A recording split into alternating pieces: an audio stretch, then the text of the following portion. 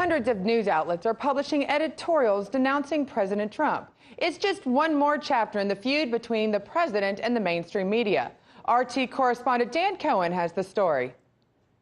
350 publications are partaking in an effort organized by the Boston Globe to push back against what they call Trump's dirty war against the free press. The Globe's Thursday editorial reads, quote, "Replacing a free media with a state-run media has always been a first order of business for any corrupt regime taking over a country." The New York Times editorial board writes, quote, "Insisting that truths you don't like are fake news is dangerous to the lifeblood of democracy, and calling journalists the enemy of the people is dangerous, period." This push comes as the Trump media feud has escalated to new levels of spectacle. For its part, mainstream media outlets have leveled at Trump a seemingly endless barrage of unproven allegations that he's a Russian agent, a puppet of President Vladimir Putin.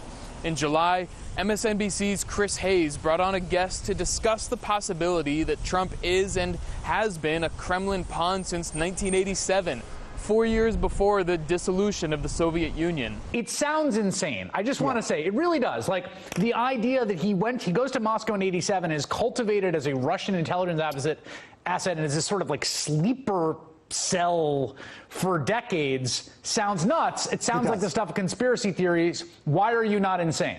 In public appearances, Trump has riled up crowds of his supporters while bashing mainstream media. Because they are the fake, disgusting news.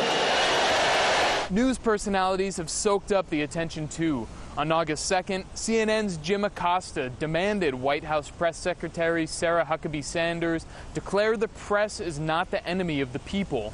The President of the United States should not refer to us as the enemy of the people. His own daughter acknowledges that, and all I'm asking you to do, Sarah, is to acknowledge that right now and right here.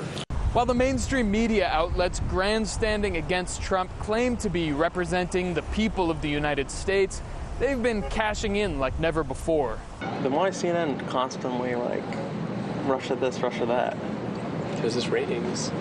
Because it's ratings? Our ratings are incredible right now. Perhaps the mutually beneficial relationship between Trump and mainstream media was best described by CBS chairman Les Moonves, who said, "It may not be good for America, but it's damn good for CBS." Reporting in Washington, Dan Cohen, RT.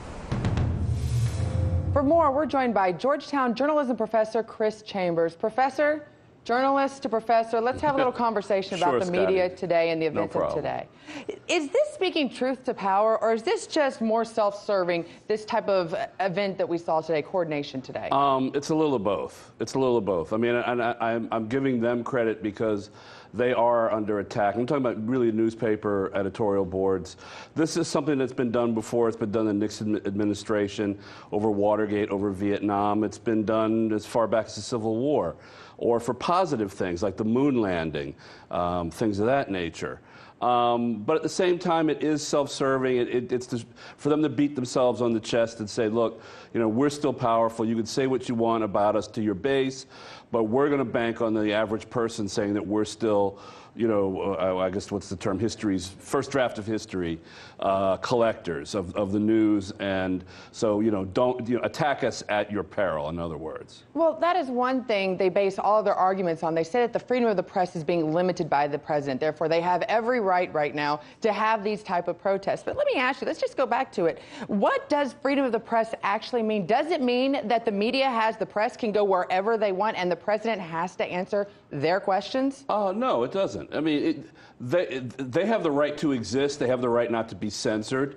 They have the right not to have their journalists, attacked on the street, or either by government agents or people who government pays to harass or even murder people, as you see in other countries. But beyond that, the president doesn't have to answer. Again, it's at his own peril. It's more of a game. You cannot dismantle them by law, but at the same time, you don't have to play with them. But if you don't play with them, there are perils there, especially if you might have something to hide or there's some problem down the road that you don't want to deal with. But do you feel like at this point, it almost feels like the press has this sense of entitlement, that they have the right to say anything and everything they want to say, and the president cannot respond back, and that if he does, how dare he actually defend himself? Well, I think there's a disconnect between what the newspaper editorial boards are doing and what you see with CNN and the networks.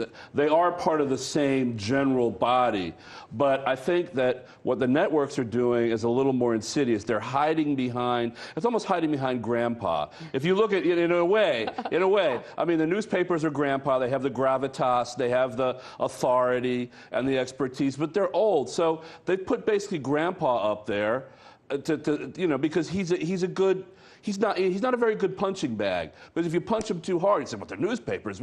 We were founded on freedom of the press and newspapers. So I look at CNN and the networks as basically hiding behind grandpa. So they put grandpa up there to attack the president. Not really attack the president, but what they're saying is counterattack. And we're going to see him try to come back on them. They're going to keep doing their thing. So I think there's a disconnect. I was actually, me personally, I was happy that the newspaper editors did this. I think the real villains are CNN and the networks. So I think that was kind of insidious of them to put grandpa up to this, basically. Well, I feel like I'm watching like dodgeball, and everybody's picking their sides of the teams. And is this not kind of playing into Trump's hands that the media can coordinate and have coordinated to go against him? So are they kind of getting played by Trump by their actions today? Well, I think they made a calculation that he's going to do what he's going to do. He's going to play to his base regardless. He's either going to claim victory, hey, I scared him, or look, they're colluding.